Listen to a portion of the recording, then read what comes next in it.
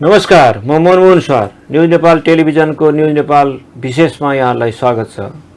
आदरणीय दर्शकबिन, आज म फेरि एकपटक मुलुकको पछिल्लो राजनीतिक घटनाक्रम र त्यसले सिर्जना गरेका प्रभावहरू र सम्भाव्य प्रभावहरूको बारेमा सुदूरपश्चिमको आँखाबाट समीक्षा गर्ने प्रयास गरिरहेको छु। अहिले यसो हेर्दा अवस्था सामान्य देखिन्छ, तर भित्रभित्र केही जटिलताहरू, केही आशंकाहरू चाहिँ अझ बढेर गएका छन्। केही जनजी पुस्ताका समूहहरू फेरि आन्दोलनको मोडमा छन्। केही सडकमा ओर्लि पनि सकेका छन्। पछिल्लो पटक प्रधान न्यायाधीश र अख्तियार प्रमुखको राजीनामाको माग भइरहेको छ। त्यसैगरी विभिन्न राजनीतिक दलका शीर्ष नेतृत्वको नेतृत्व परिवर्तनको कुरा उठिरहेको छ। निवर्तमान प्रधानमन्त्री, निवर्तमान गृहमन्त्री सहित केही राज्यका केही पदाधिकारीहरूलाई पक्राउ गर्नुपर्ने दबाब बढेर गएको छ।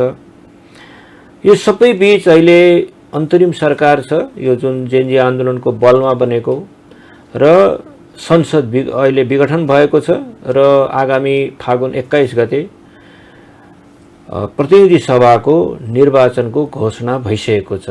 यद्यपि अहिलेसम्म सबै राजनीतिक दलहरूले निर्वाचनमा सहभागी बन्ने या नबन्ने भनेर निर्णय गरिसकेका छैनन्, केही पार्टीहरू बाहेक।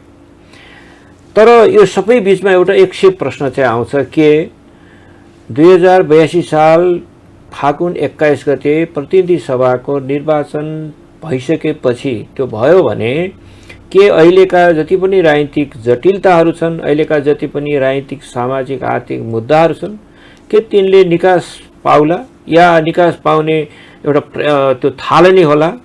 यिनै 100 प्रश्नहरूको बीचमा आज म एकजना युवा नेतासँग कुरा गर्दैछु। नेकपा माओवादी केन्द्रका युवा नेता हुनुहुन्छ र सुदूरपश्चिम प्रदेश सभा सदस्य हुनुहुन्छ माननीय शिवसिंह ओली।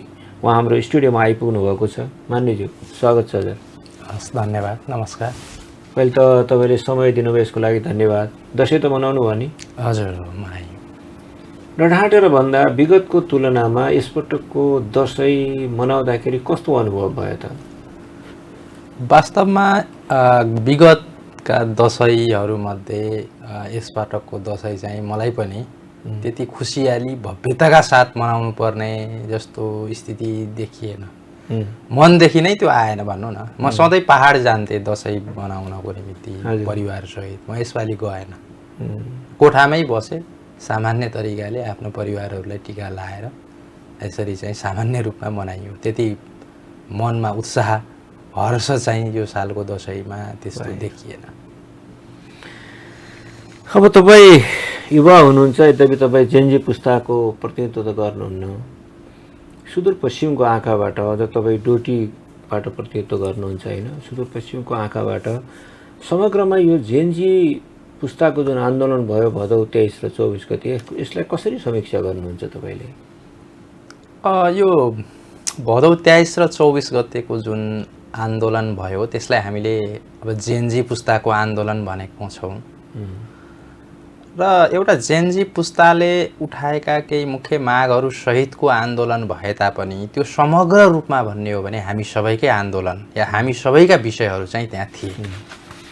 यसो हेर्नुहुन्छ भने 2072 सालमा जब संविधान बनिसकेपछि आम नेपाली जनसमुदायको एउटा के आकांक्षा थियो, अपेक्षा थियो त भन्दा अब देशमा संविधान कार्यान्वयन हुन्छ, तीव्र विकासका दिशामा अगाडि जान्छ, दलहरूबीच अनावश्यक टीका टिप्पणी, आरोप प्रत्यारोपको गोलचक्करमा राजनीति फस्दैन हैन, देशमा रोजगारी सिर्जना हुन्छ, सुशासन कायम हुन्छ, एउटा व्यवस्थित भएर अगाडि जान्छ भन्ने जो अपेक्षा थियो नि त, त्यसको विपरीत भइदियो के भने नेपालको राजनीति आरोप प्रत्यारोप, गोलचक्कर, बढीभन्दा बढी चाहिँ 101 भ्रष्टाचारका काण्डहरू, व्यथितिहरू हैन, आफन्तवाद, नातावाद, कृपावादमा फसेको चाहिँ राजनीति नेतृत्व, यसले गर्दा एउटा चरम निराशातिर चाहिँ त धकल्दै भित्रभित्र लगिरहेको थियो। यो कुराप्रति हामीले सचेत गराउँदै पनि आएका थियौँ। पार्टीको फोरममा होस्, चाहे संसदभित्र होस्, चाहे अन्य औपचारिक अनौपचारिक फोरममा यसले यो व्यवस्थामाथि नै प्रश्न उठाउन सक्छ र नेपालमा कति पटक व्यवस्था परिवर्तनको लडाइँ लडिरहने हैन। त्यसो भए हुनाले अहिले सचेतपूर्ण तरिकाले युवाहरूले खास गरी यो व्यथिति र यो खास गरी चाहिँ भ्रष्टाचारका विरुद्ध एउटा निकै महत्त्वका साथ हैन उठाएको विषय र आन्दोलन हो र यो आन्दोलनका बीचमा जसरी चाहिँ केही क्षतिहरू भएका छन् त्यो भित्रका केही नेगेटिभ पक्ष नकारात्मक पक्षहरू पनि छन् तर हामीले नकारात्मक पक्ष भन्दा पनि यसबाट सकारात्मक शिक्षा बढी लिनुपर्ने मैले चाहिँ देखेको छु जस्तो कि जुन पोलिटिकल लिडर र व्यवस्थाले नेपाली जनतालाई चाहिँ हैन एउटा सुख शान्ति र समृद्धिको दिशातर्फ तीव्र रूपमा अगाडि लान सकेन हामीले पुनर्समीक्षा गर्नुपर्ने ठाउँमा चाहिँ हामी पुगेका छौँ र यदि हामीले यो भावनालाई कदर गर्न सकेनौँ भने मलाई लाग्छ अब फेरि देशमा एउटा ठुलो राजनीतिकको दिशातिर जाने एउटा ठुलो अनिश्चिततातिर जाने खतरा चाहिँ फेरि बढिरहेको छ र राष्ट्रिय स्वाधीनतामाथिको एउटा प्रश्न चिन्ह एउटा राष्ट्रियताको पक्ष पनि एउटा मुख्य पक्ष भएर आउने सम्भावना चाहिँ देखिन्छ। तपाईले ठिक कुरा गर्नुभयो। यो अर्को तपाईले पछिल्लो तपाईले जुन स्टेटमेन्ट दिनुभयो यसको बारेमा त म पछि नै कुरा गर्नेछु। तपाईले अघि के भन्नुभयो भने जुन भौतिक क्षति भयो अब त्यो पक्ष नेगेटिभ हुँदाहुँदै पनि हामीले खास गरी जेएनजी आन्दोलनको जुन सकारात्मक पक्ष छ त्यसलाई अगाडि बढाउनुपर्छ भन्नुभयो तपाईले। त्यो ठिक पनि हो तर नेपालको सबै आन्दोलनहरू तपाईँ माओवादी केन्द्रले हतियार नै उठाएर 10 वर्षसम्म सशस्त्र विद्रोह नै गरेको छ। नेपालमा 7 सालदेखि अहिलेसम्म थुप्रै पटक आन्दोलन क्रान्ति विद्रोह सशस्त्र विद्रोह शान्तिपूर्ण आन्दोलन भएका छन् तर राज्यका प्रमुख अङ्गहरूमाथि नै जहाँबाट सञ्चालन हुन्छ सिंहदरबार संसद न्यायपालिका सबैमाथि एकैचोटि देशभरि नै धावा बोल्ने पुरै तहस नहस पार्नेको त भएको थिएन त अहिले। यो त एउटा जनविद्रोहको भनौँ न स्वरूप सहित अगाडि बढ्यो। योभन्दा पहिलेका आन्दोलन तपाईँहरूले हेर्नुहुन्छ भने लामो समय पिरियड लिएको थियो। यद्यपि यो मैले अघि पनि भने यो एकैचोटि 1 र 2 दिनमा मात्र देखिएको आन्दोलन त होइन। यसका पछाडि धेरै कारणहरू थियो। पछिल्लो निमित्त कारणहरू एउटा सामाजिक सञ्जालको पनि बन्द गरिनुपर्ने लगायतका अब भ्रष्टाचार जन्य गतिविधिमा चाहिने कहीँ पनि तपाईँको चाहिँ छानबिन नहुनुपर्ने स्थिति हैन राज्य प्रतिशोधमा उत्रिनुपर्ने व्यक्तिका प्रतिशोधमा उत्रिनुपर्ने अवस्था यी कारणले अलिकति निमित्त कारण यी बने तर यसको पछाडि जो भूमिका खेलिरहेको थियो त्यो अलि लामो समयदेखि नै आइ चाहिँ रहेको थियो। अहिले यसले के गरिदियो त भन्दाखेरि वास्तवमा मलाई कहिलेकाहीँ लाग्छ यो पछिल्लो आन्दोलनलाई यसो अध्ययन गर्दा यसको जेएनजीहरू या यो आन्दोलनलाई व्यवस्थित नेतृत्व गरेको भए अहिले यो सुशीला कार्कीको नेतृत्वको सरकार बन्दैन थियो क्या। यो त एक प्रकारको राज्य कब्जा भइसकेको स्थिति हो नि। सेनाले लगभग तपाईले चाहिँ हामी सक्दैनौँ यो सरकार बचाउन सक्दैनौँ भनेको त एक प्रकारको सरेन्डर होइन र। प्रहरीले सरेन्डर गरिसकेको छ सशस्त्रले गरिसकेको छ राज्यका निकायहरू पुरै हात खडा गरेर बसिसकेको स्थिति हो नि त यो त। तर यो जेएनजीको व्यवस्थित नेतृत्व नभएर सिंहदरबारमा गएर यिनीहरूले जलाउनु भन्दा पनि सिंहदरबार पनि कब्जा भयो हैन। नेपालका अदालतदेखि लिएर सबै निकायहरू हामीले कब्जा गर्यौँ। अब जेएनजीको यो पहिलो सरकार यहाँ घोषणा भयो भनेर घोषणा गर्ने ठाउँमा पुगे यिनीहरू पुग्न त। तर भइदियो कस्तो भने व्यवस्थित नेतृत्व नहुँदाखेरि त्यो 10 थरीका कुराहरू आए हैन। अब त्यसकारण सुव्यवस्थित रूपमा सांगठनिक रूपमा सचेत रूपमा अझ व्यवस्थित रूपमा आन्दोलन भएको भए त जेएनजीले त वास्तवमा यो व्यवस्थाको अन्त्य गरेर नयाँ या उनीहरूले चाहेको व्यवस्था आउन सक्ने सम्भावनाको ठाउँमा पुगेको हो नि। त्यस्तो नयाँ व्यवस्था अब मलाई के लाग्छ भने यो व्यवस्था भन्दा उन्नत उनीहरूले भनेको कस्तो त भन्दा प्रत्यक्ष कार्यकारी राष्ट्रपतीय प्रणाली भने तर के त्यो लागू हुने सम्भावना छ त। यही प्रक्रियाबाट त संविधान संशोधन हुन पर्यो हैन। उनीहरूले अन्य कयौं चीजहरू चाहिने अब जस्तो सुशासनको कुराहरू उठाए यही पद्धति यही प्रक्रिया र यही संस्कारभित्र अझ संसदीय दलको चुनाव हैन त्यो भित्र चाहिँ कसैको बहुमत नआउने मिलिजुली सरकार विभिन्न प्रवृत्तिका मान्छेहरूको केन्द्रीकरण अनि आफ्ना इन्ट्रेस्टमा काम गर्दा त अझ फेरि तपाईको त्यहाँ भ्रष्टाचार संस्थागत हुन्छ हैन। भनिए तापनि घुमाइ फिराइ फेरि यही व्यवस्था अगाडि बढ्ने कुरोले त यो आन्दोलनको औचित्य पुष्टि गर्दैन थियो।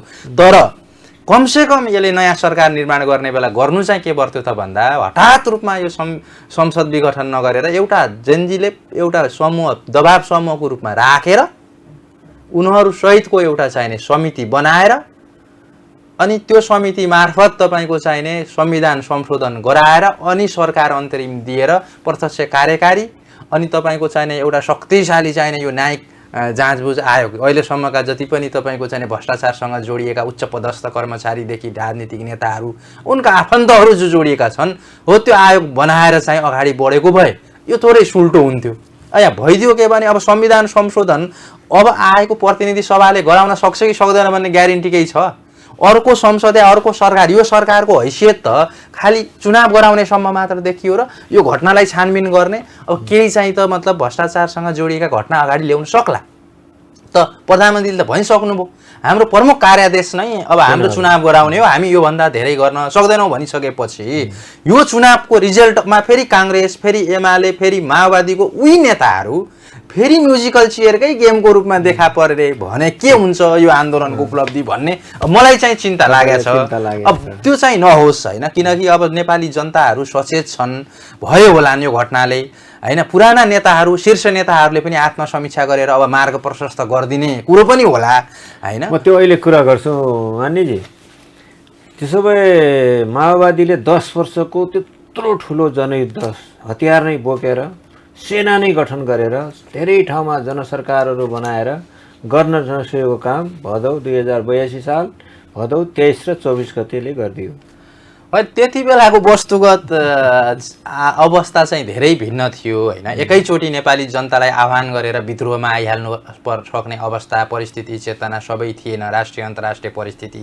अब अहिले तपाईँले देख्नुभयो भने कस्तो भयो त भन्दा एउटा सामाजिक सञ्जालले यति ठुलो नेटवर्क बनाइदियो अनि यति बढी चेतना ल्याइदियो, अहिलेको समाचार, अहिलेको विश्व समाचार, विश्व व्यवस्थालाई यति नजिकबाट बुझाइदियो क्या।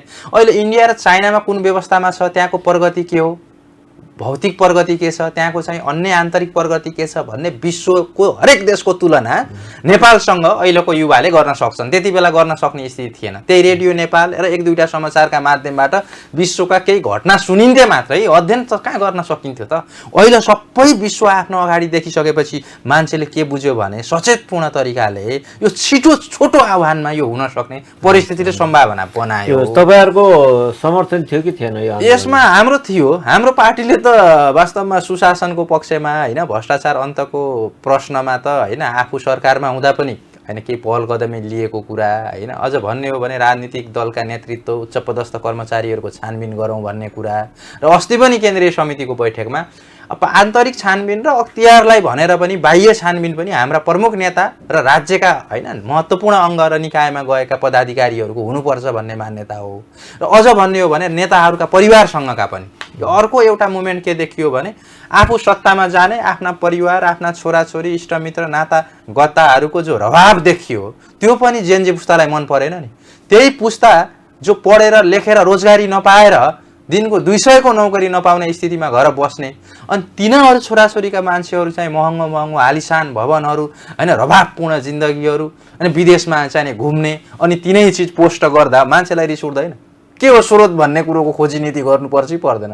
त्यहाँबाट पनि यो एउटा आक्रोश आयो क्या।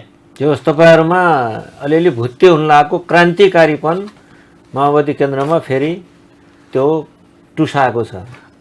यो सबैमा छ। अब माओवादी मात्रै होइन, यो सबै युवाहरूमा अहिले के देखिन्छ भने जस्तो कङ्ग्रेसमा पनि अहिले नेतृत्व परिवर्तन गर्नुपर्छ, हुँदैन, अब तपाईँको अनुहार बिग्दैन भने नि त। अहिले एमालेमा तपाईँले देख्नु भएको छ यो आन्दोलनभन्दा अगाडि एमालेको नेतृत्व कति चाहिने मतलब होइन, केन्द्रीकृत जस्तो, एकीकृत जस्तो, सर्वमान्य जस्तो भनेर आफूलाई घोषणा गर्दै हिँडिरहेको सन्दर्भ र यो आन्दोलनपछि त अब खक्र्या खुक्रुक परेर घरबाट निस्किन नसक्ने स्थिति छ। अब हाम्रै नेतृत्वले पनि म महाधिवेशनपछि विधि प्रक्रिया पुऱ्याएर चाहिँ नेतृत्व हस्तान्तरण गर्नुपर्छ भन्ने ठाउँमा त यो आन्दोलनले पुऱ्यायो नि त, यसले पुऱ्यायो त नेतृत्वहरूलाई। त्यसो भने एउटा सानो मलाई जिज्ञासा मनमा उठिहाल्यो, समर्थन भएपछि जुन यसको यो आन्दोलनले जुन किसिमको क्षति भएको छ, त्यो अपूरणीय क्षति भएको छ।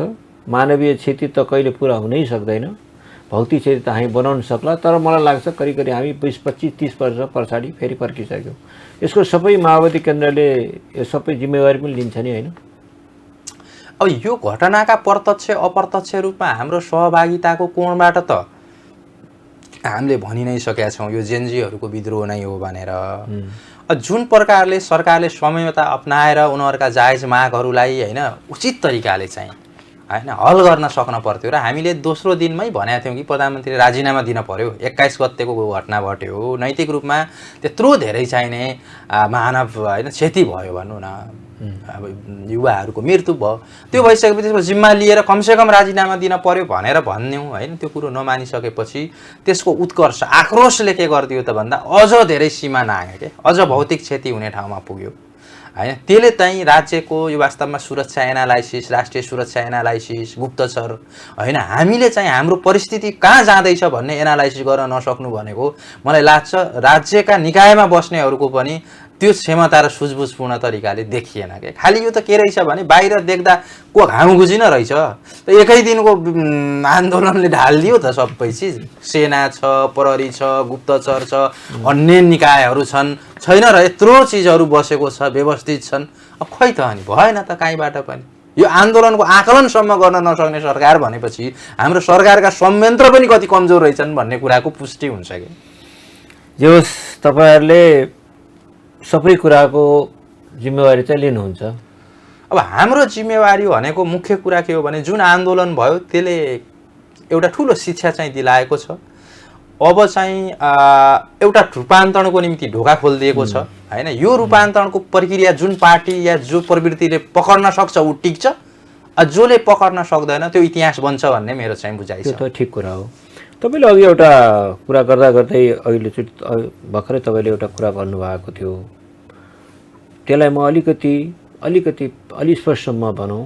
अहिले अन्तरिम सरकार छ भनेको फागुन 21 गते निर्वाचन घोषणा भइसकेको छ होइन। त्यो फागुन 21 गतेको प्रतिनिधि सभाको निर्वाचनले अहिलेका सबै जति पनि राजनीतिक जटिलता र मुद्दाहरू छन् त्यसलाई निकासतिर लैजान्छ, तपाईँलाई विश्वास छ? मलाई एउटा के छ भने अब यो पुरानो राजनीति र पुरानो नेतृत्व रहेसम्म त म त्यो सम्भावना देख्दैन। किन देख्दैन भन्नु होला भने त्यो जकडिसकियो क्या, त्यो मक्काइसकियो के, त्यो यसरी फस्यो हो। चाहेर होस् नचाहेर होस्, बाध्यता होस्, राष्ट्रिय होस् या अन्तर्राष्ट्रिय परिस्थिति होला, यिनीहरू यसरी जकडिए मक्किए कि यो कुरो धेरैलाई थाहा छ फेरि। अनि त्यही नेतृत्वले मैले फेरि चाहिँ नि ठुलो क्रान्तिकारी रूपान्तरणसहित जान्छु र त्यो गर्छु भन्ने म त्यो साहस चाहिँ अब देख्दैन। प्रणाली चाहिँ प्रणालीको कुरो चाहिँ यही विधिभित्र रहेर प्रत्यक्ष कार्यकारी प्रमुखमा जान सक्ने अवस्था भनेको अब 2/3 मेजोरिटी लिएर या सबै दलहरूबिच चुनाव अगाडि अन्डरस्ट्यान्डिङ भएर हाम्रो सबैले लेख्न पर्यो घोषणापत्रमा। जेएनजीहरूले त्यो दबाब दिन सक्न पर्यो कि हामी प्रत्यक्ष कार्यकारी राष्ट्रपति प्रणालीमा जान्छौँ चुनावपछि, यो हाम्रो 1 नम्बर एजेन्डा हो भन्न पर्यो। 2 नम्बर एजेन्डा के भन्न पर्यो भने शक्तिशाली चाहिँ भ्रष्टाचार निवारण आयोग बनाएर हामीले सबैको सम्पत्ति छानबिन गराएर त्यो राष्ट्रियकरण गर्छौँ भन्ने कुरा हो। त्यसपछि चाहिने राज्यका जति पनि निकायहरूमा चाहिँ प्रतिस्पर्धाका आधारमा, योग्यता क्षमताका आधारमा नियुक्ति हुन्छन्, दलगत भागवण्डामा हुँदैन भन्ने कुरोको कमिटमेन्ट हुनु पर्यो र त्यो रोस्टर हुन पर्यो। लगायत यस्ता प्रकारका धेरै सुधारात्मक कामहरू जस्तो विकास निर्माणको सन्दर्भमा पनि एउटा विकास निर्माणको प्राधिकरण मार्फत गरौँ। राज्यले प्रत्येक साल चाहिँ प्रत्येक योजनाका भारी मात्र थुपार्ने होइन, कति वर्षमा विकासका सन्दर्भमा हामी परिणाम निकाल्न सक्छौँ त। परिणाममुखी विकासका निमित्त विकास प्राधिकरण गराउने, प्राधिकरणलाई पूर्ण जिम्मेवारी दिने, त्यसलाई राजनीतिक हस्तक्षेप नगर्ने, बरु त्यसलाई चाहिँ नियमन गर्ने, त्यसलाई चाहिँ अझ बढी सुविधा सम्पन्न गराउने कुरो चाहिँ गर्न पर्यो। अब साल बसाली योजनाका नाममा तपाईँका चाहिने होइन डोकाका डोका योजना खनाउने र चुनाव जित्ने र मतदाता प्रभावित गर्ने र त्यसले चाहिँ राष्ट्रिय अर्थतन्त्रमा योगदान नदिने खालको जो ट्रेन्ड बनेको छ त्यसलाई पनि अन्त्य गर्नका निमित्त अब त्यो बलियो कमिटमेन्ट आउनुपर्छ। लिडरसिप रूपान्तरण होइन हस्तान्तरणकै प्रक्रियामा जानुपर्छ। र अझ म त के भन्छु भने यो जेएनजीहरूले सङ्गठनात्मक रूपमा विद्रोह गरेको भए अबको चुनावमा होइन जुन प्रकारको चाहिँ यो परिवर्तनको नेतृत्व जसरी 64 सालमा माओवादीलाई मिल्यो नि त बहुमत या ठुलो पार्टी को बन्यो त माओवादी, किन त्यति बेलाको मुख्य परिवर्तनको जस कसले लियो त भन्दा मतलब माओवादीले लिएकै हो, त्यो सही पनि हो। त अहिलेको यो जेएनजी आन्दोलनको जस कसले लिने भनेर दलहरूले हामीले पनि हो त भने, तर जनताले पताए ल भन्नुहोस् त अहिले पनि तपाईँ हेर्दाखेरि कोही पनि नेताको स्टेटमेन्टलाई खारेज गरिदिएका छन् र कोही पनि नेताको आह्वानलाई अपिललाई अहिले जनताले सुन्ने अवस्थामा नभइसकेपछि यो आन्दोलनको जस लिएर अब को शक्ति आउँछ हो। त्यहीँनिर चाहिँ अलिकति म जेएनजीलाई या यो आन्दोलनको नेतृत्वकर्तालाई सम्हालिनु पर्ने या यो परिवर्तनलाई संस्थागत गर्न पर्नेमा ह्याच चुक्यौँ भने चाहिँ यत्रो चाहिने 74 सही तपाईँले सही भन्दै हुनुहुन्छ। तर अझ केही कुरा कन्फ्युजन भयो मान्यज्यू। अहिले हामीसँग संविधानतः हामी सङ्घीय गणतान्त्रिक संसदीय व्यवस्थामा छौँ होइन। हामी गणतन्त्रमा पनि छौँ, संसदीय व्यवस्थामा पनि छौँ, सङ्घीयतामा पनि छौँ। अब माओवादीले त आफ्नो युद्धकालमा जति बेला माओवादीले आफ्नो घोषणा गरेका थियो सशस्त्र विद्रोहको, त्यति बेला त यो परिपाटी अहिलेको प्रणाली त मागेको होइन हो नि, त्यो त मागे होइन नि त। परिस्थिति त्यस्तो बन्यो, सबैसँग कम्प्रोमाइज गर्नु पर्यो र एउटा सम्झौताको डकुमेन्ट जस्तो संविधान सभाबाट संविधान बनेको हो, जसलाई हामीले स्वीकार गरेर गयो। यद्यपि धेरै पक्षले स्वीकार गरेको थिएन, केही पक्षले, मधेसले गरेका थिएन, थारूले गरेका थिएन। मेरो चाहिँ फेरि पनि के हो भने, त्यसो भए कि अब यो प्रणालीमै हामीले यो तपाईँले भनेको यही संविधानभित्रको केहीलाई संशोधन गर्ने भन्दै हुनुहुन्छ। शासकीय स्वरूप बदलिने होला, निर्वाचन प्रणाली बदलिने होला, अरू केही होला। मैले भनेको पुरै प्रणालीले नै चेन्ज गर्नुपर्ने अवस्थामा पुगेका हौँ हामी। अहिले ठ्याक्कै लागेर हामी करिब करिब अब 18-20 वर्ष भयो होइन, लामो राज्य व्यवस्था जहाँ राजतन्त्रात्मक व्यवस्थामा हामी थियौँ त्यसलाई बदलेर अहिले गणतन्त्रात्मक व्यवस्था, त्यसभित्र पनि हामी संहिताको अभ्यास गर्दैछौँ। हामी यसमा टोटल्ली परिपक्व चाहिँ भइसकेका छैनौँ। राज्य सञ्चालन या यो संविधान कार्यान्वयन गर्ने सन्दर्भमा पूर्णतया इमान्दारीपूर्ण र दृढताका साथ लिडरसिपले काम नगर्दा यो अलिकति चाहिँ त जसरी अगाडि बढ्नु पर्थ्यो बढेन क्या। यो व्यवस्था राम्रो छ, अहिले पनि संविधान हेर्नुभयो र अन्य देशको अभ्यास हेर्नुहुन्छ भने यो व्यवस्थाले पनि देशलाई, जनतालाई खुसी दिएको छ, समृद्धि दिएको छ होइन, समानता दिएको छ, न्याय दिएको छ, एउटा रोजगारी गर्ने, एउटा काम गर्ने वातावरण दिएको छ क्या संविधानले। तर हाम्रा नेतृत्वहरूको चाहिँ त्यो प्रकारको चाहिँ इच्छा शक्ति भन्ने कि त्यो प्रकारको लिडरसिपको क्वालिटी भन्ने कि त्यो नदेखिसकेपछि तपाईँले हेर्नुहोस् न, तमाम हाम्रा छिमेकी देशहरू, यहीँ तपाईँ चाइनामा हेर्नुहुन्छ भने अहिलेको राष्ट्रपतिले कति कार्यकाल लिडरसिप गरिरहनु भएको छ, त्यहाँ मुभमेन्ट भएको छ त। यहीँनिर भारतमा पनि यो तेस्रो कार्यकालमा चाहिँ होइन प्रधानमन्त्री नेतृत्व गर्दै हुनुहुन्छ, क्वेसन उठेको छ त छैन नि। ती छिटपुट कुरो त उठ्छ, पक्ष प्रतिपक्षको कुरो यो स्तरमा चाहिँ त उठ्दैन थियो नि। यहाँ त मुख्यतया होइन हाम्रो लिडरसिप असफल भएको कारण देखाएको हो नि। अब हाम्रो नेता कमजोरी भयो, लिडरसिप असफल भयो भन्ने मुख्य चाहिने पोइन्ट हो। र यसको नाममा हामीले यो संविधान र संविधानका प्रावधान र व्यवस्था खराब भयो भन्ने निष्कर्षमा पुग्न चाहिँ हुँदैन। तर मूलभूत रूपमा अहिलेको संसदीय व्यवस्थाभित्र जुन प्रधानमन्त्री छान्ने र उसले चाहिँ संसदको गणित मिलाउनमा 5 वर्ष जो चाहिँ खर्चिनुपर्ने बाध्यता छ, परिस्थिति छ, त्यसलाई अन्त्य गर्नको निम्ति डाइरेक्ट इलेक्सनको मेथडमा जानुपर्छ। र अबको चाहिँ इलेक्सन प्रतिनिधि सभाको चुनावमा सबै दलको यो 1 नम्बर एजेन्डा हुनुपर्छ। यदि त्यो एजेन्डा जसो हुँदैन त्यसलाई चाहिँ जनताले अब चाहिँ त्यसको जवाब दिनुपर्छ। यहाँ होइन वैबल्य रूपमा अर्को शक्ति आउँछौँ भने अब जेनजीहरूले नै नेतृत्व गर्ने, अहिले त जेनजीको नेतृत्व त छैन नि त, उनको भावनाको कदर भयो हुनसक्छ, तर जेनजी समूहको नेतृत्व त छैन नि त। अरू देशमा हामीले हेरेका छौँ अन्डर 40 का पनि नेतृत्वहरू देखिए, सफल भएका छन्। त्यो तयारीले आउन पर्यो कि होइन। जो सक्षम मान्छे छ ऊ बाहिर गएर वास गर्नुपर्ने, सबभन्दा असक्षम मान्छे जो 5-7 चोटि देश सञ्चालन गरिरहनु पर्ने विडम्बना यो हाम्रो व्यवस्था अन्तर्गत, तर हाम्रो दलीय सिस्टमले गरिदियो। ल हेर्नुहोस्, अब हाम्रो पार्टी पनि भनौँ, एमाले पनि भनौँ, कङ्ग्रेस पनि हेरौँ, यिनीहरूको लिडरसिप अब चिरकालसम्म आफै मात्र नेतृत्वमा बस्ने सोच्छ हेर्नुहोस् होइन, रूपान्तरण गर्ने या अरूकोलाई पालो दिने, अरूका क्याडरहरू तयार गर्ने भन्नेमा छैन नि। अन्धभक्त तयार गर्नमा पार्टी नेताहरू लागेको छ। आज एउटा पार्टीभित्र एउटाले गाली गर्नुपर्ने, एउटालाई अन्धभक्त भएर भगवान या देवत्वकरण गर्ने प्रक्रियामा दलका नेताहरूले लगिरहेछन्। तपाईँहरूको पार्टीमा पनि त छ नि त त्यो छ। मैले त्यो भएर त भने हाम्रोमा पनि त्यो छ। गुण दोषका आधारमा, कमजोरीका आधारमा भनौँ त यो मिलेन भनेर, राम्रो छ भने राम्रो छ भनौँ भनेर त अहिले भनिरहेको छैन। अहिले त मान्छे के छ भने पार्टीभित्र एक थरी अन्धभक्त छन्, अहिले पछिल्लो समयमा झोले भन्छन् होइन, तपाईँहरू धेरैले भन्नुहुन्छ। अनि एक थरी चाहिँ कस्ता छन् त भन्दाखेरि राम्रै गरे पनि त्यसलाई चाहिने होइन, एउटा आलोचनात्मक चेतबाट नहेर्ने, परिस्थितिलाई नहेर्ने, राष्ट्रिय अन्तर्राष्ट्रिय अवस्था नहेर्ने, आफ्नै देशको विकास क्रमलाई नहेर्ने। एकैचोटि अमेरिका, एकैचोटि युरोप त हाम्रो देश अहिले बन्न सक्दैन नि। किन हाम्रो देश यो बनेन, अहिले किन हाम्रो देशमा चाहिने यो प्रविधि टेक्नोलोजी आएन भनेर अहिलेको डेटमा सोच्नुभन्दा हाम्रो विकास क्रम त तिनीहरूको भन्दा ढिलो भयो नि त हरेक कोणबाट। अनि यो किसिमले एनालाइसिस नगरेरै रिसाउने, गाली गर्ने पङ्क्ति पनि छ होइन। अर्को पङ्क्ति चाहिँ कस्तो छ भने पुरै अन्धभक्ता, नराम्रो गरे पनि धेरै राम्रो गर्यो भनेर भन्ने। अब तपाईँ अहिले देखिरहनु भएको छ नि, स्वयं नेताहरूलाई बाहिर निस्किने स्थिति छैन, तर फेरि एक थरी अन्धभक्तहरू रोडमा आइसके। ए महान उहाँ नै हो, हेरौँला हामी पनि, देखौँला हामी पनि भन्न सुरु गरिसके। कस्तो अचम्मको कुरा छ। रमाइलो भइरहेछ। अब रमाइलै भनौँ जे होस्, तपाईँहरू त अब बडा फटाफट महाधिवेशन, विशेष महाधिवेशनको तयारीमा लागिहाल्नु भयो। तपाईँले अहिले जुन कुरा गर्दै हुन्छ नि, केही गम्भीर कुरा गर्दै हुन्छ नि, राजनीतिक नेतृत्व परिवर्तनदेखि लिएर रूपान्तरणको कुरा, जुन नेतृत्व रूपको रूपान्तरणको कुरो, यो महाधिवेशनबाट तपाईँको विशेष महाधिवेशनबाट चाहिँ के अपेक्षा गर्नुभएको छ त? अब हामीले पनि र अब देश र राजनीतिक दलहरूको पनि उचित निकास भनेको अब नेतृत्व रूपान्तरण सहितको परिवर्तन या हस्तान्तरणकै विषय चाहिँ हो। हाम्रो पार्टीभित्र पनि त्यसमा बहस भयो यसपालि र विशेष महाधिवेशनको दिशामा जाँदैछौँ। मलाई के लाग्छ भने अब यो देशको एउटा राष्ट्रिय निकास होइन, एउटा राष्ट्रिय आवश्यकता र पछिल्लो जेनजीले पनि देखाएको एउटा चाहिने विद्रोह या आन्दोलनको भावनालाई पनि हामीले यो पनि हाम्रो भावना हो भन्यो नि त। जेनजीको आन्दोलन र भावना भनेपछि त हाम्रो पार्टीले स्वामित्व लिइसकेपछि जेनजीले त्यो पनि भनेको छ कि पुरानो नेतृत्व विस्थापित भएर नयाँ आऊ भनिसकेपछि मलाई लाग्छ हाम्रो लिडर्स पनि विशेष महाधिवेशनबाट होइन हस्तान्तरणको प्रक्रियामा जान्छ होला। त्यही मोडालिटीमा होइन हामी विधि बनाएर अगाडि बढौँ या विशेष महाधिवेशन मार्फत जाउँ भनेर भनेको छ।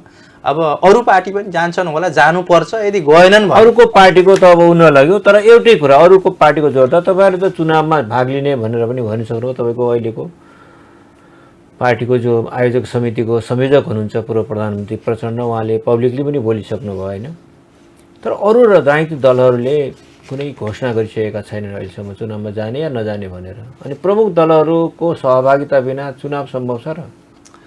अब यहाँ चाहिँ हामीले चाहिँ चुनावमा जानुपर्छ। चुनावमा नजाँदा दुईटा खतरा चाहिँ हुन सक्छन् यो व्यवस्थाप्रति, अर्थात् अर्को प्रतिगमन या अर्को चाहिने तपाईँको दोहोरो झडप चाहिँ या अर्को गृहयुद्धतिर देश जाने खतरा हुन सक्छ।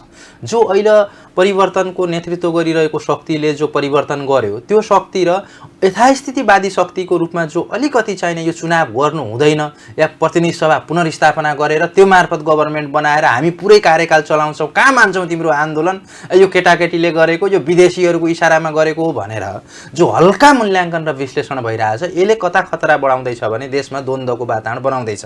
त्यसकारण हामीले यो संविधान पनि बच्ने होइन, संस्था पनि बच्ने, चुनावलाई एक्सेप्ट गर्ने र चुनाव मार्फत नयाँ जनादेश मार्फत नै अब तपाईँको संविधान संशोधनको प्रक्रियामा नगयो भने देश फेरि चाहिँ एउटा दुर्घटनामा एउटा द्वन्द्वतिर जान सक्छ भनेर एउटा भनौँ न एउटा सन्तुलित समयमित र जिम्मेवारपूर्ण तरिकाले अभिव्यक्ति दिएका छौँ। तर कयौँ दलहरू तपाईँहरूले देखिरहनु भएको छ संविधान के अरे प्रतिनिधि सभा पुनर्स्थापनको लागि चाहिँ फेरि हामी होइन चाहिँ अदालत जान्छौँ भनिरहनु भएको छ। त्यसको आशय त के हो भने उहाँहरू यथास्थिति यसलाई आन्दोलन मान्न तयार हुनुहुन्न।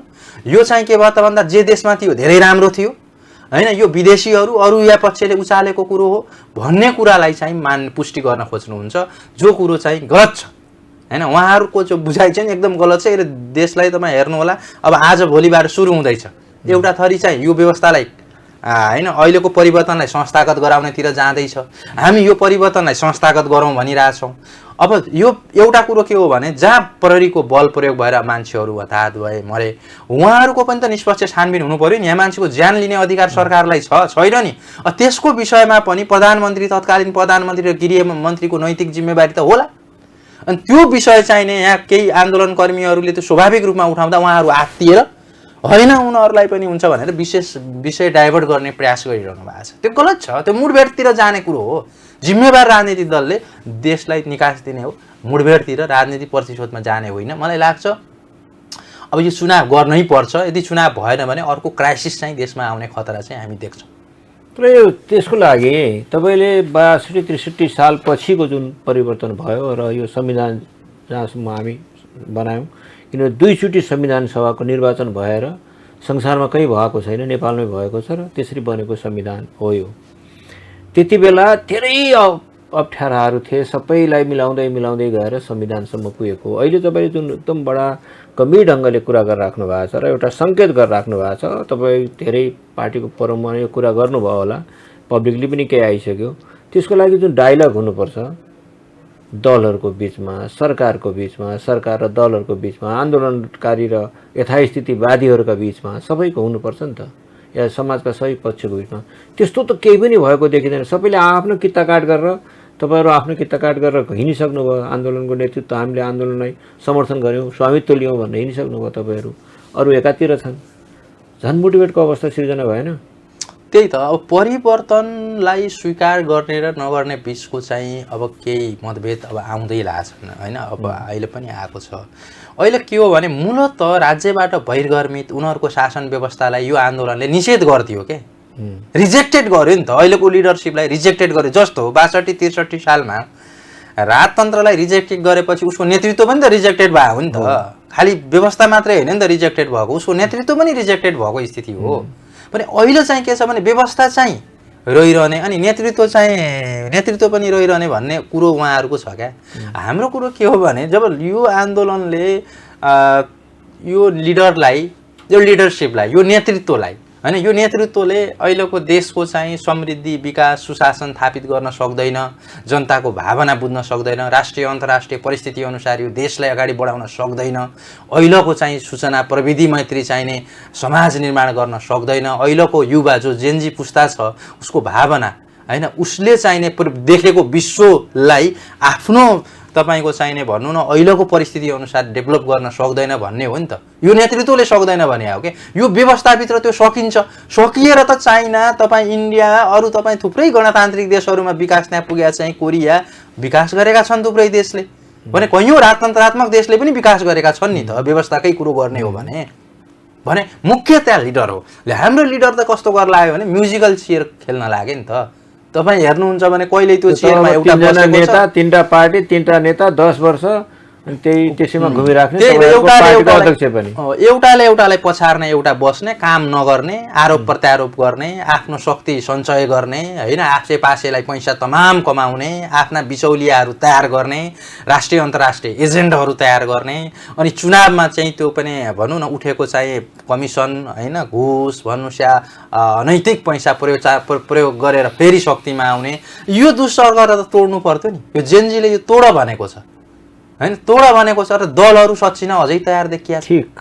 तपाईले एकदम गजब कुरा गर्नुभयो सानो एउटा कुरा गरौं तपाईहरुको माथि पनि 70 करोड देखि लिएर थुप्रै पटक आन्दोलन तपाईको शक्तिखोरको तत्कालीन माओवादी सेनाको जुन पैसा हो त्यसको देखि लिएर धेरै पटक ठुलठुला काण्ड भएका छन् नि आरोप लागेका छन् नि तपाईहरुले पनि कहिले त्यसको बारेमा त विद्रोह गर्नु भएन हैन एउटा नेतालाई समातेर त्यसैको वरिपरि घुमिराख्नु भयो त्यो त हो वास्तवमा हाम्रो पनि के कमजोरी छ भने नेतृत्वले गरेका कमी कमजोरीका हैन विषय राख्न सक्ने भन्दा पनि मैले अघि भने नि त एउटा टिम कस्तो भयो भने नेताले कस्तो बनाउँदो रहेछ टिम भने एसम्यानहरुको टिम बढी बनाउँछ के आफूलाई प्रतिवाद गर्ने हैन आफू रक्षात्मक हुने हिसाबले नेतृत्व बस्दैन त्यसो भए उनीहरुले माओवादी कतिचोटी फुट्यो हेर्नु न त्यो किन फुट्यो त भन्दा त्यो विचार त्यो विषयको त्यहाँ सम्मान हुने हैन त्यो प्रकारको मन्थन हुने स्थिति भएन किन त्यो यसम्यानको टिम थिएन नि त पटक पटक फुट्नेहरू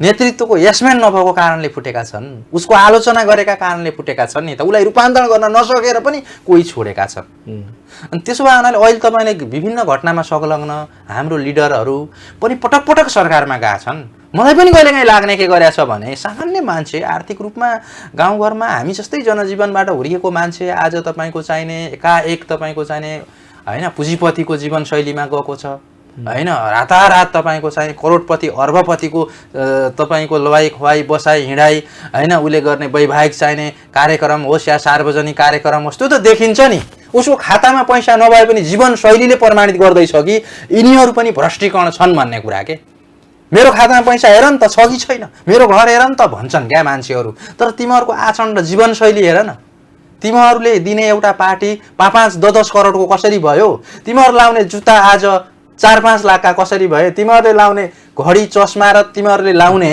तपाईका जाने ती पलङ सुत्ने बेडहरु देखि लिएर हैन प्रयोग गर्ने चीजहरु तीन कसरी भए कहाँबाट आयो त्यसको स्रोत भन्न त पर्यो नि त आखिर कहिले कहिले त भन्ला हाम्रो पुस्ताले भन्न नसके भने भन्यो त जेनजीले भनेन भन्यो भोलि खोजी नीति हुन्छ र म त के लाग्छ भने सबैको चाहिने त्यो जानु पर्यो देशमा कस्तो नेता हुन पर्यो भने वास्तवमा नेतृत्व भएपछि हामी कार्यकर्ताले पनि त्यही सिक्ने हो नि त जब नेता सरल सहज देशभक्त हैन तपाईको यो भ्रष्टाचार कमिसन खोरबाट दूर हुने अनि एउटा स्वच्छ छविको हुन्छ बाध्यताले पनि कार्यकर्ताले त्यस्तो नराम्रो प्रस्ताव लगेरै जान सक्दैन यहाँ तपाई लगेरै जान सक्दैन डराले पनि यो गलत हुन्छ अब अहिले त तपाई कार्यकर्ताको काम भनेको चाहिने 2 पैसा कहाँबाट आउँछ त्यही काम लगेर जाने त्यो त के भने नेता देखे त्यही उले त्यही गरिरहेछ त आफू पनि बाँच्न पर्यो यो विकृति त केमा आयो भने तलैसम्म उनीहरुले चाहिँ रोप दिए क्या त्यो तपाई म भन्छु नेता मात्रै हैन कि यो रो कार्यकर्तासम्म तल किन आयो त भन्दा नेताहरूलाई पनि के योजना थियो भने हामीले मात्र रचाइ गरे भने ठुलो विद्रोह हुनसक्छ, अलिअलि यिनको मुखमा पनि हालिदिनु पर्यो भनेर त्यो बाटो खोलिदिए उनीहरूले। अब कार्यकर्ताहरूले योजनाका नाममा, कोटेसनको नाममा, होइन, मान्छेहरू विदेश पठाउने नाममा, होइन, कर्मचारी सरुवा गराएर, होइन, कोही ठेकेदारहरूलाई काम दिलाएर यसरी पनि उनीहरू पैसा कमाउन लागे। हेर्नुहोस्, होइन, शैक्षिक संस्थाहरूको चाहिने अस्पतालहरूको त्यो दिलाइदिएर, लाइसेन्स दिलाइदिएर, रक्सीको लाइसेन्स दिलाइदिएर, क्यासिनोको लाइसेन्स दिलाइदिएर योमा उनीहरू पनि बाँचे। अनि उनीहरूलाई नैतिक आधार के भएन भने नेतृत्वको विरुद्ध तैँले करप्सन गरेका छस्, तपाईँले गलत गर्नु भएको छ, तपाईँको उठबस, तपाईँको संस्कृति कल्चर ठिक भएन भन्ने नैतिकता रहेन। किन सानो अंशमा त ऊ पनि जोडियो नि त। त्यो योजनाबद्ध बनाएपछि अब तपाईँको चाहिँ नेतृत्वको विरुद्ध बोल्ने साहस छैन। अब वास्तवमा यत्रो विद्रोह भइसकेको छ, परिवर्तन गएर नयाँ सरकार भएको छ, तिनै पार्टीका मान्छेहरू अचम्म के लाग्छ भने त्यही नेतालाई महान क्रान्ति गरेर आएको नेता जस्तो सम्झिन्छन् भने यस्तो चेतनाले होइन कसरी? त्यो त अब एउटा राजनीतिक डिस्कोर्स अहिले बढेकै छैन। तपाईँले भनेको त्यो सामान्य ढङ्गले के भन्छ प्रतिवादहरू भइरहेछ, रियाक्सन भइरहेछ। एउटा अब भर्खरै के तत्कालीन प्रधानमन्त्री, गृहमन्त्री लगायतलाई समात्न पर्यो भनेर जाहेरी गयो। त्यसपछि फेरि एउटा पार्टीको युवाहरूले फेरि अर्को जेएनजी पुस्ताका केही व्यक्तिहरूको विरुद्धमा जाहेरी राख्ने प्रस्ताव गरेको त्यो प्रतिवादहरू हो। खैर त्यो कुरा गरौँला। तर अहिले एउटा फेरि कुरा आइरहेछ, प्रधान न्यायाधीशको राजीनामा, अख्तियार प्रमुखको राजीनामा, प्रदेश सभा खारेजी लगायत केही थुप्रै मूलभूत कुराहरूमा एउटा 8 बुँदे प्रस्ताव नै गएको छ। यसका बारेमा चाहिँ के भन्नुहुन्छ? अब अहिलेको सरकारको हैसियत र संवैधानिक प्रक्रिया र प्रणालीभित्र त त्यो सम्भावना हुँदैन। अब एउटा विद्रोहले त्यो सम्भावना देखाउँछ। जस्तो यो सरकारको बहिर्गमन पनि संसदीय विधि पद्धति होइन नि त, एउटा विद्रोह आन्दोलनले लिएको चिज हो। विद्रोहले कि चाहिँ सखाप बनाएर अर्को चिज प्रतिस्थापना गर्छ कि सम्झौतामा ल्याउँछ के। यो पनि कहीँ न कहीँ चाहिँ होइन एउटा चाहिँ सम्झौतामा गयो भने दुईटै परिस्थितिको दुईटै पक्षको विन विन हुनसक्छ। तर यो पक्ष अहिले चाहिँ के हो भने एउटा पक्ष हारेर अर्को पक्षले जितेको जस्तो ठाउँमा अहिले उहाँहरूले मैले भने नि व्यवस्थित रूपमा वास्तवमा यसलाई साङ्गठनिक रूपमा नै उहाँहरूले चाहिँ लगेर त्यसलाई संस्थागत गरेको भए मलाई के लाग्छ भने अख्तियार आयोग प्रमुख होइन न्यायालयका न्यायाधीशहरू जुन प्रक्रिया विधिबाट उहाँहरू नियुक्ति हुनुभएको छ, जुन कोणबाट उहाँहरूले कार्य सम्पादन गर्नुभएको छ, सेवा प्रवाह गर्नुभएको छ, न्याय सम्पादन गर्नुभएको छ, सबैभन्दा धेरै भ्रष्टाचार कहीँ छ भने न्यायालयमा छ भनेर भनिरहेको छ। हामीले हो र भने त्यो त तपाईँको तथ्यले भन्दैछ त। कहाँ हुन्छ भ्रष्टाचार सबभन्दा धेरै भन्दा न्यायालयमा भन्छ। अनि कहाँ हुन्छ छैन यो मुद्दा मामिला अख्तियारमा सबभन्दा घुसपेट त्यही हुन्छ नि। तपाईँलाई रङ्गे हात 20 लाख पक्रेको छ, विशेष अदालतमा गयो भने 2 वर्षमा त्यो सफाई पाएका छन् कि छैनन्। जबकि रङ्गे हात पक्रिएका मान्छेले कसरी सफाई पाए ल भन्नुहोस् त? अचम्म लाग्छ कि लाग्दैन? किन पाए त भन्दा तिनीहरू त राजनीतिक कोणबाट गएका छन्, राजनीतिक कोटाबाट गएका छन्। तिनी राजनीतिक दलका नेताहरूले त्यो त बनाइयो, त्यही बनाए हुनाले अहिले जेएनजीको कुरो त ठिक हो। त्यो यदि सकिए त यति बेस्ट हो कि यहाँका संवैधानिक जति पनि आयोगदेखि नियोगदेखि होइन कूटनीतिका प्रतिनिधिदेखि लिएर सबैलाई राजीनामा गराएर एकचोटि भ्याकुम पैदा गराएर फ्रेस गराउन सक्यो भने त त्यो भ्याकुममा बाहिरको तत्त्व पनि प्रवेश गर्यो भने के हुन्छ? त्यो त जोखिम हुन्छ। तर त्यसलाई रोक्ने गरी हो मैले त्यहीँनिर त मैले भने यो साङ्गठनिक रूपमा अलिकति व्यवस्थित नहुँदाखेरि अहिले हामीले भनिरहेका छौँ भने यो चुनाव हुने र नहुने टकरावमा कतै हाम्रो राष्ट्रिय स्वाधीनतामाथि प्रश्न आउने ठाउँ एउटा जटिल चुनौती बन्दैछ नि। हो यो खतरा यहाँ पनि छ क्या। यसलाई संस्थागत गर्ने सन्दर्भमा अलिकति हामी चाहिँ अलि दलहरूले सहयोग गरिदिनु पर्थ्यो होइन। दलका दोस्रो पुस्ताकाले सहयोग गरिदिनु पर्थ्यो क्या। जस्तो एमाले कङ्ग्रेसका दोस्रो पुस्ताले हुँदैन है, अब हामी चाहिने यो दायाँ बायाँ गर्दैनौँ, यो परिवर्तनलाई संस्थागत गरेर जान्छौँ, चुनावमा जाने हो होइन, जेएनजीका मागहरू पुरा गर्ने हो भनेर सर्लक्क अगाडि आएको भए त्यो भनौँ रिजेक्टेड पुस्ताले त फेरि चाहिने त्यो टाउको उठाउन पाउँदैन थियो नि त। माओवादीमा पनि तपाईँले सबभन्दा पहिला तपाईँले हेर्नुहुन्छ भने क्रम हेर्नुहोस् क्या। चुनावलाई स्वीकार गरेको र यो आन्दोलनलाई स्वीकार गरे त नारायण काजी श्रेष्ठले हो नि त। उहाँले बोल्नुभयो नि त व्यवहारिक रूपमा। नत्र हामी पनि अरू दलसँगै अनि यो संविधानभन्दा बाहिरबाट चिज मान्दैनौँ भनेर प्रमुख सचेतकहरूले साइन त एकचोटि गरेकै हो नि त। त्यो ठिक भएन भनेर पछि हामी होइन यो जे भए पनि यो आन्दोलन सही छ, यो भावना सही छ, यो हाम्रा पनि कुरा हुन्, हामी चुनावमा जान्छौँ भनेर दोस्रो पटक भन्यो कि भनेन? हो त्यसरी पहल अरू नेताहरूले पनि दलभित्रबाट लिनु पर्यो। चुप्प लागेर बसेका छन्, केही स्टेटमेन्ट दिए छैनन्, डराएर क्या। आफू आरक्षण कोटामा नेता भएकाहरूको त भोलि पद खुस्किन पनि सक्छ।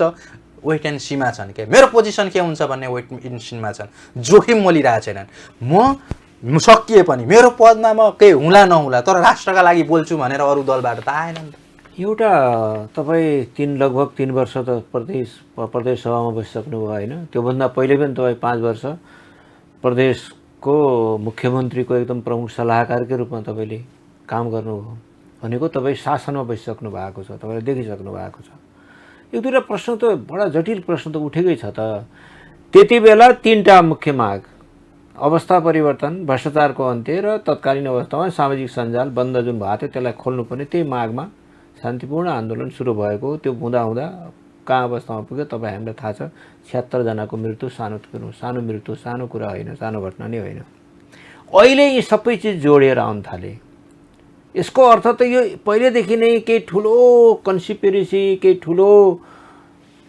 तपाईँको योजनाबद्ध केही भएका थिए जस्तो तपाईँले त्यो कुरा सङ्केत गर्दै हुनुहुन्छ अहिले जसरी आइरहेका छन् किनकि नेतृत्व छैन पहिले नै यी सबै एजेन्डाहरू पहिले थिएनन् अहिले जुन प्रधान न्यायाधीशलाई राजीनामा दिनुपर्ने अख्तियारको प्रमुखले राजीनामा दिनुपर्ने संविधान निकायका पदाधिकारीले राजीनामा दिनुपर्ने यी सबै त थिएनन् नि पहिले प्रदेश सभा खारेज गर्नुपर्ने थिएनन् कतिपय कुरा अहिले नयाँ भएर पनि आएका छन् यहाँले भनेको सही हो तर कुरो के भयो भने जस्तो चाहिने अहिले पछिल्लो समयमा यो सरकारलाई जो सुशीला कार्कीको नेतृत्वको सरकारलाई सहयोग गर्न ती संयन्त्र तयार भएको देखिएन नि त त्यो फिलिङ्स त भयो नि हामीलाई जस्तो अख्तियारले अहिलेसम्म के काम गर्यो त स्पिडमा काम गर्नुपर्ने हो नि त तपाईँ सम्पत्ति शुद्धिकरणले होइन सम्पत्ति शुद्धिकरण गर्न प्रमुख नेताको नमानेर मात्रै हटायौँ भनेर हिजो अस्तिको समाचार आइरहेछ होइन अहिले अब यो चिज अब न्यायालयमा गयो भने यो त आन्दोलनले यो त संवैधानिक प्रक्रियाले बनाएको सरकार होइन दुनियाँलाई थाहा छ नि एउटा आन्दोलनले एउटा देशको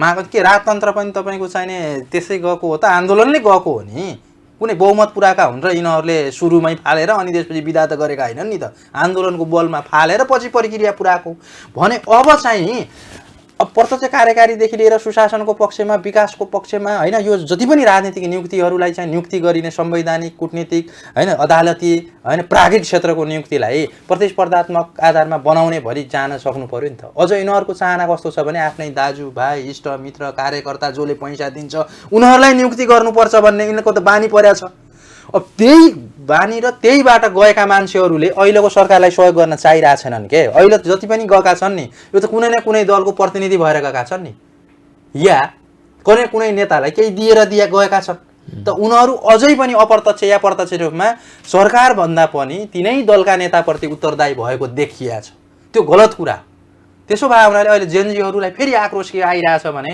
कहीँ अझ चाहिँ यो चुनावको मिति उल्टाइदिने अझ फेरि काहीँ यिनै जेनजी विद्रोह गरेका मान्छेहरूलाई अपराधीकरण गराइदिने यिनीहरूलाई नै थुनिदिने उनकी प्रतिक्रान्ति त्यस्तो पनि हुन्छ हेर्नुहोस् बिग्रियो भने कहिले काहीँ अब सर्वोच्चले गरिदियो त गरिदियो नि निर्णय के भन्नुहुन्छ भोलि उल्टै प्रतिक्रान्ति होला भन्ने खतरा अब जेनजीतर्फ छ र उहाँहरू अब सचेत हुनुपर्ने बेला भइरहेछ सरकार पनि सचेत हुनु पर्यो सरकारले म त यो 6 महिनाको सरकार हो म पनि दलको कार्यकर्ता हो अहिले म सांसद पनि छु हामीसम्मलाई पनि गर्ने हो भने गरे हुन्छ के अहिले तपाईँको एउटा चाहिँ निर्धक्क भएर यो व्यवस्थालाई सुदृढ गराउनको निम्ति जो खलनायकहरू छन् र भोलि चाहिँ उनले प्रतिक्रान्ति गर्न सक्छन् यथास्थितिमा देशलाई लुट्न सक्छन् त्यो स्टेप चाल दिएको भए अब देश त बन्थ्यो होइन हाम्रो पुस्ता खुसी हुन्थ्यो हो सर तपाईँले भनेको कुरा त म मान्छु बडा सुन्दाखेरि बडा रोमाञ्च आउँछ होइन बडा जोस आउँछ तपाईँको कुरा सुन्दा त त्यसको लागि संसारमा जति पनि क्रान्तिहरू भएका छन् जसले राज्य सत्ता पुरै भ्याकुमै तपाईँको शब्दमा शून्यमा झारेर शून्यबाट नयाँ सृजना गरेका छन् माटो रहन्छ मान्छे रहन्छन् अरू सबै चिजहरू तहस नहस हुन्छ त्यो दिनको आन्दोलनमा पनि यहाँले हेर्नुभयो र साँच्चीकै ल सेनाले होइन जेनजीसँग निर्णायक रूपमा मुडभेड गरेको भए मान्छे त धेरै मर्थे एक या सेना र आन्दोलनकारी या जेनजी पुस्ताहरूको बिचमा एकदमै निर्णायक मुडभेड भएको भए र या बालुवाटारदेखि लिएर शीर्ष नेताहरूलाई घरमै राखेर होइन मुभमेन्ट अगाडि बढेको भए सायद अहिले जेनजी जस्तै नेताहरूको पनि स्थिति हुन्थ्यो कि हुँदैन थियो यहाँ त हेर्नु न घटना त बचाएको छ नि त धेरै चिज त्यसमा पनि हामीले हेरौँ न संयमता त अहिले मान्छेहरू सेनालाई पनि आरोप लाउँछन् कि ए सेनाले सिंहदरबार बचाउन सकेन, आफ्नो त्यो के अरे परमाधिपतिलाई गरेन। अब सेनाको कहाँ देखियो त भन्दाखेरि अब जनता मारेर तिम्रो घर बचाउन सकिन्न भनेर प्रधान सेनापतिले त्यति बेला भन्नुभयो भन्ने कुरो अपुष्ट हामीले बाहिर सुनेको। त्यो उहाँले ठिकै भन्नुभयो जस्तो लाग्छ। आफू चाहिँ भ्रष्टाचारको खाडलमा बस्ने होइन, देशलाई उकुसमुकुस बनाउनु पर्ने होइन, जनताका अधिकारहरूले संवैधानिक अधिकारहरू खोज्दै जाने, निरङ्कुश बन्ने। अब त्यो विद्यार्थी युवाहरूको त्यो सामाजिक सञ्जाल केही बन्द गरेर केही फाइदा छ? अब त्यसमा त कैयौँको रोजगारी जोडिया छ। हेर्नुहोस् अहिले त्यो फेरि कमाउने 2-4 रुपियाँ आम्दानीको स्रोत भएकोलाई प्रक्रियागत रूपमा गर्नु पर्थ्यो कि अलि अगाडिदेखि गर्दै आउनु पर्थ्यो। नियमन भन्ने कुरो त कसैको सोनकको भरमा होइन नि त, राज्य त हिजो पनि थियो नि त। अब त्यो गरिसकेपछि युवाहरूले आफ्नो ज्यानको पनि पर्वाह गरेन। मलाई लाग्छ केपी ओलीले अस्ति भन्नुभएको थियो अरे, म 10 मिनट ढिलो त्यहाँबाट हिँडेको भए म बाँच्ने थिएन भन्नुहुन्थ्यो अरे। र तपाईँ पनि त्यहीतिर कुरो गर्नुहोस्। अरू विपक्षी दलका नेताहरू त्यति बेला कहाँ थिए? सिंहदरबारमा विपक्षी दलको धारणा बनाउँदै थिए। सायद घर घरमा भएको भए के हुन्थ्यो? आगो लाग्दैन थियो? उहाँहरू सहित आगो लाग्ने स्थिति रहेछ नि त।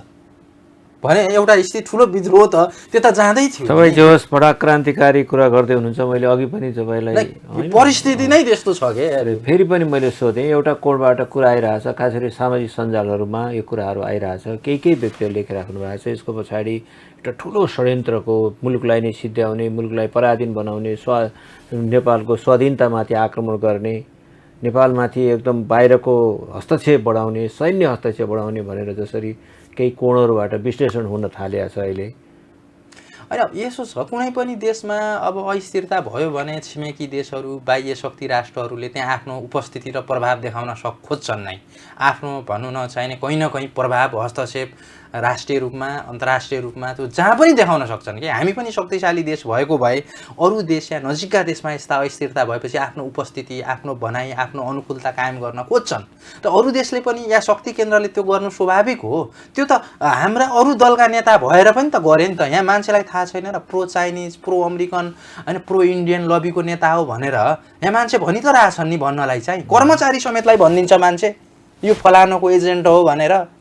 ढाका टोपी र कुर्ता सुरुवालमा मात्र राष्ट्रियता देखिँदैन। अनि त्यो कारणले कुरो त के हो भने अब यसलाई चाहिँ सही निकास दिन सकिएन भने एउटा खतरा के हो भने देश अस्थिरतातिर जाने र देश झनै ठुलो चाहिने एउटा आन्तरिक द्वन्द्वमा जाने खतरा, एउटा निषेधमा जाने खतरा हुन्छ। त्यसकारण मूल राजनीतिक दलहरूले यो आन्दोलनलाई एक्सेप्ट गर्ने कुरो र योभन्दा अगाडि जाने कुरोमै मलाई लाग्छ त्यो बुद्धिमत्ता हुन्छ। अब एनजिओहरूसँग प्रतिशोध लिने गरेर यो अन्तर्राष्ट्रिय शक्तिले अरूले गरे हो भनेर आफू जाने, अब आफू पनि जाने र अन्तर्राष्ट्रिय शक्ति आए पनि त ढुटो खरानी त आफ्नै देश हुने हो नि त। आफ्नो देशलाई कमजोर, निरीह होइन, भोकमङ्गा, भोकमारीहरूको देश बनाउने अनि त्यसपछि शक्तिलाई देशहरूलाई गाली गर्ने प्रवृत्ति न हो हाम्रो देशका नेताहरूको। धेरै कुराको प्रेडिक्सन नगरौँ अहिले, अनुमान नगरौँ होइन, तर सुल्झेको चाहिँ छैन, सङ्लो भएको छैन। त्यसो भने तपाईँ युवा पनि हुनुहुन्छ, एउटा दलको नेता हुनुहुन्छ, प्रदेश सभा सांसद पनि हुनुहुन्छ। अब मुलुकलाई यी सबै कुराहरू जति हामीले कुरा गऱ्यौँ, तपाईँले जे कुनै सङ्केत गर्नुभयो, आफ्नो ब्रह्मले देखेको कुरा गर्नुभयो, यो सबैबाट जोगाउनको लागि अब नेपालको राजनीतिक रूपान्तरणको एजेन्डाहरू के हुन् त? अब फागुन 21 गतेको चुनावमा निशर्त सबै दलहरू जानुपर्छ। सबै दलहरूले प्रत्यक्ष कार्यकारी राष्ट्रपतिमा हामी जान्छौँ, संविधान संशोधन गर्ने हाम्रो प्रतिबद्धता हुनुपर्छ भन्नुपर्छ। त्यसपछि सबै संवैधानिक, राजनीतिक र जति पनि प्राज्ञिक तथा कूटनीतिक नियोगहरूमा हुने नियुक्तिहरू छन् त्यो दल विशेषको कोटाबाट गरिने छैन भन्ने कुराको प्रतिबद्धता र त्यसलाई छुट्टै तरिका पूर्ति गर्ने व्यवस्था चाहिँ हामीले गर्नुपर्छ। तेस्रो चाहिँ सरकारमा पक्ष र प्रतिपक्षताका नाममा हुने विकासलाई रोकेर प्राधिकरणको मोडालिटीमा विकास लानुपर्छ।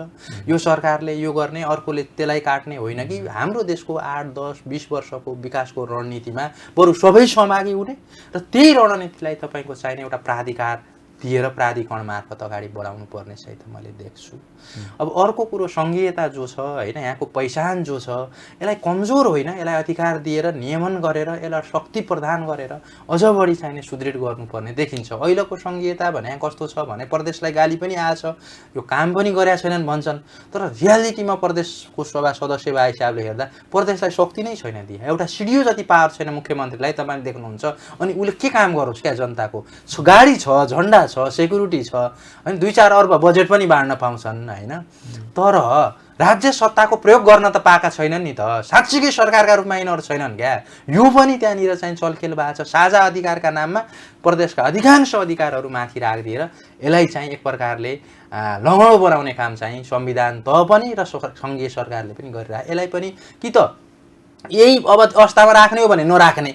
यो विद्यमान जो मौजुद अवस्थामा छ 7 वर्ष 8 वर्ष भयो हामीले राजधानी पाउन सकेका छैनौँ होइन। यस्तै धेरै कानुनहरू छन्, हामीले प्रहरी ऐनहरू निजामती ऐनहरू बनाउन सकेका छैनौँ। यही अनन्तकालसम्म हामी चाहिँ पेन्डुलम बन्ने हो र जनताको गाली खाने स्थिति हो भने यसलाई विकल्प दिन पर्यो होइन। यथास्थितिमा नराखौँ। यसलाई शक्तिशाली जनताप्रति उत्तरदायी र एउटा चाहिने सरकारको मान्यता दिने हो भने यी चिजहरूको छिटो प्रबन्ध गरेर जाउँ। र त्यसो भए हुनाले जति पनि भ्रष्टाचार जन्ने गति छ स्वतन्त्र आयोग बनाएर गरौँ र नेताहरूको पनि होइन पूर्ण छानबिन गरौँ। जस्तो 46 साल पछिका मुख्य पदमा रहेका चाहिने सांसद मन्त्री लगायत जो चाहिँ छन् उनीहरूको चाहिँ छानबिन गरौँ, राष्ट्रियकरण गरौँ होइन। विदेशी बैङ्कमा धेरै पैसा छ भन्ने सुनिएको छ, त्यो पनि ल्याउँ होइन। त्यो एउटा भनौँ प्रक्रिया मार्फत भने एउटा सुशासन प्रत्याभूतिमा हामीले कमिटमेन्ट नगरेपछि अब जेनजीहरूले कसरी पुराना दल र पुराना नेतालाई चाहिँ विश्वास गर्छन्। र अर्को कुरो पुराना दल या हाम्रै दलको पनि म भन्छु, मेरो भ्रमले देखा पनि कुरो हो कि अब धेरै भयो क्या लामो समयसम्म यो कुनै नोकरी त होइन नि त, सेवा हो बाबा। अरूमाथि आफ्नै दलको सेकेन्ड थर्ड नेताप्रति विश्वास नगर्ने भन्ने हुन्छ। मैले यो पनि तर्क मान्दैन क्या। आफ्नो दलको महासचिव उपाध्यक्ष सचिवले नेतृत्व गर्न नसक्ने भन्नु भने अनि त्यो कमिटी किन रह्यो त? जस्तो म अध्यक्षले मात्र सक्छु, किन तपाईँ दिनुहुन्न नेतृत्व भनेपछि मैले अरूमा सम्भावना देखाएको छैन। ए भाइ त्यो पार्टीको महासचिव उपाध्यक्ष हुने मान्छे सम्भावना भएर त सेकेन्ड थर्ड म्यान भएर बसेको छ नि त। त्यो छैन भने त्योभन्दा तल जान त्यो त एउटा तुच्छ वचन छ, आर्यगाड नपुग्दासम्म नेतृत्व नछोड्ने भन्ने होइन। त्यो भोलि तपाईँ पनि अलिअलि उमेर हुन थाल्यो भने तपाईँ पनि त्यस्तै राजनीतिलाई जागिरै बनाए हुन् कि उनीहरूले सेवा त भन्छन्। मेरो विकल्प छैन, म महान हुने मान्छेले एकचोटि देखाइहाल्छ क्या पर्फर्मेन्स। तपाईँ महान नेताहरू हेर्नुहुन्छ भने खोजेर ल्याइया छ दोस्रो तेस्रो चोटि। कुनै देशमा राष्ट्रपति खाएका छैनन् मान्छेहरूले आन्दोलनको नेतृत्व गरेर। यहाँ चाहिँ वास्तवमा भन्ने हो भने तपाईँको चाहिने अब चुनाव हुनुभन्दा अगाडि मन्त्री प्रधानमन्त्री बाँडेर टिकट दिन्छ। ल है तपाईँलाई मन्त्री बनाइन्छ जित्नु होला भनेर। अब यस्तो छ, यो सम्भव छ। अब यी सबै कुराहरू फागुन 21 गतेसम्म त्यो हुनुपर्छ। त्यो भएन भनेपछि ठुलो दुर्घटनामा जाने खतरा हामी देख्छौँ, ठुलो मुठभेडमा जाने खतरा देख्छौँ। अझै पनि प्रमुख दलहरू सचिएर प्रमुख दलका प्रमुख नेताहरूको कुरो भन्दा पनि दोस्रो पुस्ताका सबै आम नेताहरूले अब के दबाब दिनुपर्छ भने यो आन्दोलन जायज छ होइन। नेतृत्वहरू असफल भएको कुरो जायज हो, व्यवस्था असफल भएको चाहिँ त होइन।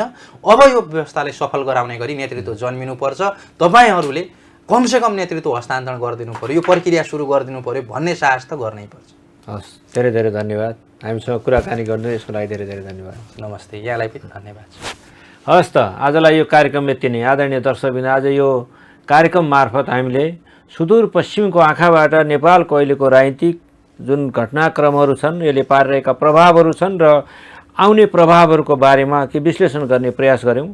यो कुराकानीमा हामीमा सुदूरपश्चिम प्रदेश सभाका माननीय सांसद तथा नेकपा माओवादी केन्द्रका युवा नेता माननीय शिवसिंह ओली हुनुहुन्थ्यो। अहिलेसम्म हामीलाई यो कार्यक्रम हेरेर साथ दिनुभएकोमा धेरै धेरै धन्यवाद।